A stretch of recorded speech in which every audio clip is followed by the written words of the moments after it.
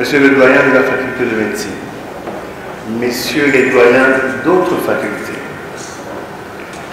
messieurs les professeurs, mesdames et messieurs, en vos titres et qualités respectifs, il vient de se tenir à Kinshasa du 2 au 5 novembre 2021 le 9e congrès des anciens et amis de la faculté de médecine Ahmed en sigle.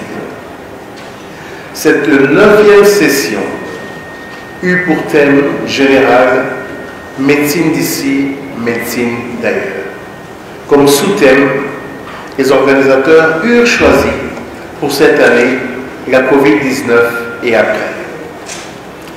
En dépit de la pandémie de la Covid-19 qui continue de frapper le monde, sur un total de près de 500 participants attendus, cette année, le congrès a pu réunir 358 médecins, reviser et renforcer la stratégie de la vaccination en ciblant en priorité les personnes à risque, conscientiser le personnel de santé sur la communication médicale basée sur les preuves, que dis-je, sur les évidences scientifiques, intégrer les sciences sociales et anthropologues dans le comité consultatif et dans les opérations sanitaires d'urgence. Concernant les équipements, d'une part, poursuivre notre politique d'équiper non pas simplement les hôpitaux du pays, mais aussi les autres formations sanitaires en matériel adéquat. D'autre part, assurer la formation des utilisateurs et assurer la maintenance régulière de ces derniers. Rendre la formation continue obligatoire pour tous les prestataires des soins. Doter les cliniques universitaires de Kinshasa d'un scanner pour le diagnostic et le suivi des malades atteints de la Covid-19. Renforcer le partenariat public-privé en permettant au secteur privé d'avoir accès aux aides de l'État. Promouvoir et soutenir les sociétés savantes médicales. Évaluer régulièrement le protocole thérapeutique national de la prise en charge de la Covid-19 et l'actualiser si besoin. Renforcer le programme des soins pour les patients aînés. Concevoir un programme pour l'enseignement de la gériatrie aux facultés de médecine. Former du personnel médical et paramédical en gériatrie. Créer un centre de rythmologie aux cliniques universitaires de Kinshasa pour prendre en charge les patients présentant des troubles de rythme cardiaque, souvent méconnus, mais responsables de mort subite. Soutenir la réforme concernant les facultés de médecine pour la valorisation de la carrière de médecin et l'amélioration des conditions de travail des enseignants, des chercheurs et des étudiants. Améliorer l'accès et l'accessibilité aux soins des populations, en particulier pour les urgences médico-chirurgicales, notamment la concrétisation de la couverture santé universelle et l'Afrique du Sud, en mode hybride, c'est-à-dire soit en présentiel ou en distanciel. Au total, une participation de plus de 70%.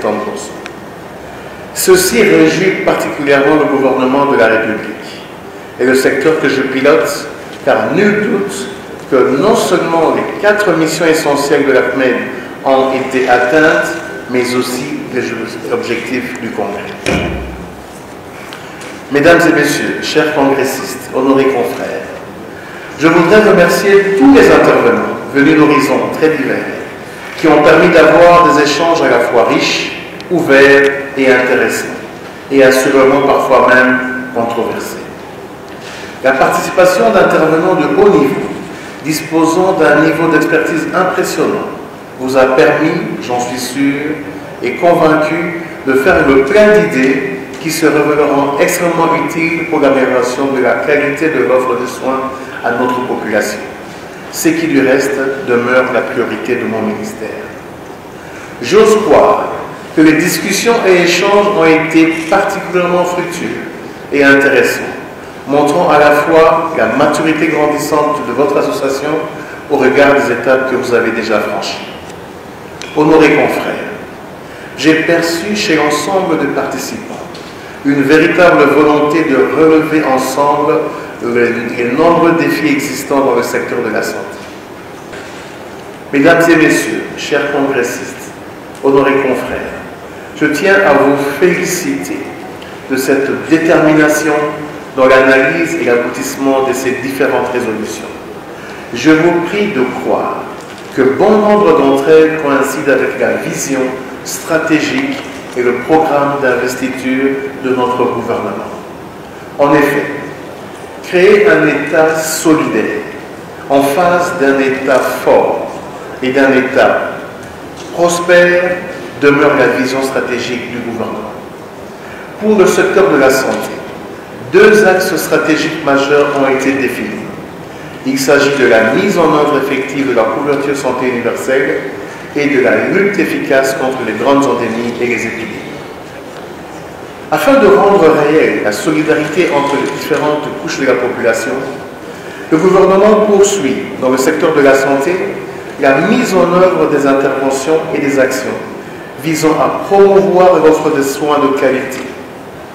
Les objectifs à terme de cette politique sont de réduire pour notre population les coûts catastrophiques liés à la maladie et d'améliorer non simplement l'espérance de vie, mais aussi la qualité de vie. Voilà pourquoi la mise en œuvre de la couverture santé universelle se décline désormais en République démocratique du Congo selon une approche holistique, pour ne pas dire multisectorielle.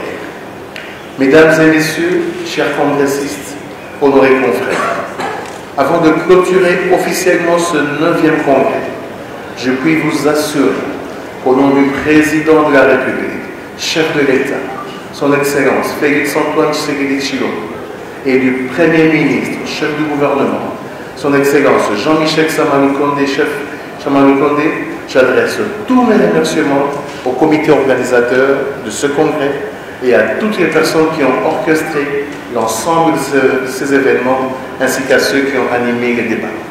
Sur ce, je déclare clos les travaux du 9e congrès de la FMEN. Que vive la FMEN, que vive la République démocratique du